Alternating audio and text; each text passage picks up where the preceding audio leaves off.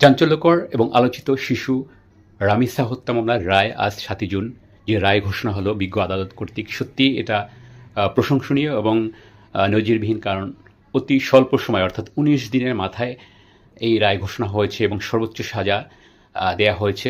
তবে আমরা আশা করব এই রায়টা সর্বোচ্চ সাজাটাকে দ্রুততার সহিত এনশিওর করা, এবং পাশাপাশি বাংলাদেশ সরকারের প্রতি বিনীত অনুরোধ থাকবে যাতে কোনো নরপিশাচ, কোনো নরঘাতক, কোনো শিশু, নারীদের প্রতি কুদৃষ্টি না দিতে পারে।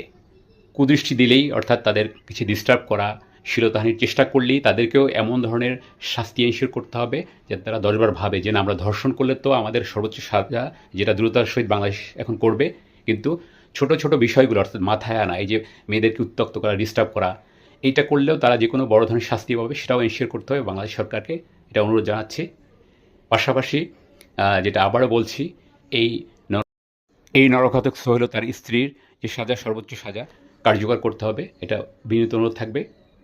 এবং অবশ্যই বাংলাদেশ সরকার এবং বিজ্ঞ আদালতকে এই রায় দ্রুততার সহিত রায় ঘোষণা করার জন্য এবং ন্যায় বিচারের জন্য অবশ্যই আন্তরিকভাবে আমি একজন বাবা হিসেবে কৃতজ্ঞতা এবং ধন্যবাদ জানাচ্ছি।